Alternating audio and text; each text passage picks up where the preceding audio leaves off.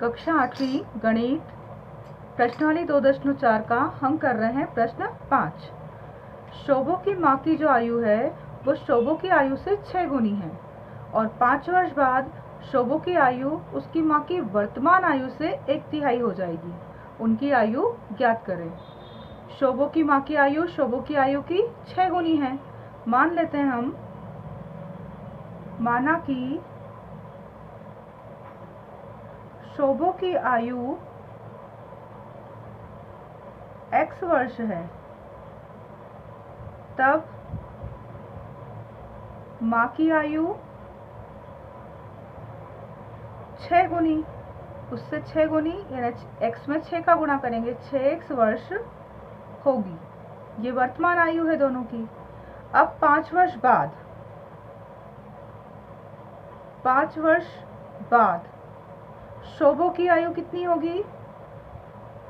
शोभो की आयु जो भी हमारी वर्तमान आयु होती है 5 वर्ष बाद उसमें 5 और जुड़ जाएंगे, तो शोभो की आयु है x वर्ष, 5 साल बाद क्या हो जाएगी उसकी आयु?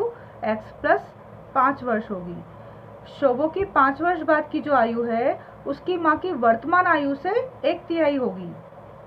प्रश्न के अनुसार क्या बोल रहे हैं वो?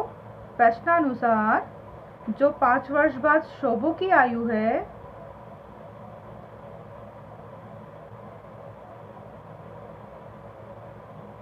पाँच वर्ष बाद की कंडीशन है ये। शोभो की जो आयु है उसकी माँ की वर्तमान आयु उससे कितने गुना होगी? 1/3 यानी उसका 1/3 के बराबर हो जाएगी। जो शोभो की आयु है उसकी माँ की वर्तमान आयु के 1/3 के बराबर होगी। अब शोभो की 5 वर्ष बाद की आयु कितनी है? x प्लस 5, तो वो लिखें हम, वो 1/3 होगी।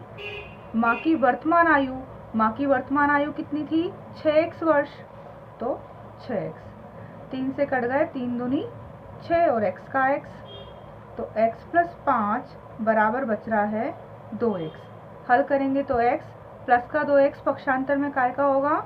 माइनस का 2x और प्लस 5 हो जाएंगे -5, यानी कि माइनस का x। माइनस x क्यों आया? माइनस के 2x में से प्लस का 1x जाएगा, तो माइनस की संख्या बड़ी है इसलिए माइनस का 1x बचेगा। 2 में से 1 गया, 1x बचा, बराबर माइनस के 5। माइनस से माइनस कट गए, x का मान कितना आ गया? 5 आ गया। ये x कौन की आयु थी? शोभो की वर्तमान आयु। तब शोभो की आयु 5 वर्ष व माँ की आयु उसका 6 गुना थी, तो 5 गुणित 6 यानी 30 वर्ष होगी। माँ की आयु कब निकलेगी? जब शोभो की आयु में 6 का गुणा करेंगे। तो शोभो की आयु 5 वर्ष और माँ की होगी 5 में 6 का गुणा करेंगे यानी 30 वर्ष। प्रश्न दूसरा है इसका,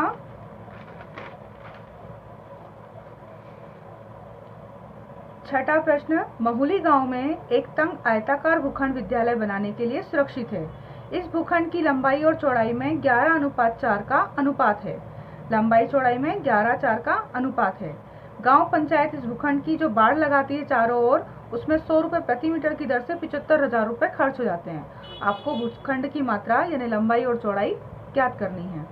मान लेते हैं हम, माना कि भूखंड की लंबाई अनुपात में है 11, तो 11x हो जाएगा अनुपात में, 11x मीटर व चौड़ाई का अनुपात क्या है? 4x मीटर है। तब आयताकार भूखंड का परिमाप ज्ञात करने के लिए कुल खर्च हमें पता है 75,000 रुपये खर्च हुए। कुल व्यय और बटे में आ जाएगा व्यय यानी खर्च की दर। तो आयत के परिमाप का सूत्र क्या होता है? 2 ब्रैकेट में लंबाई प्लस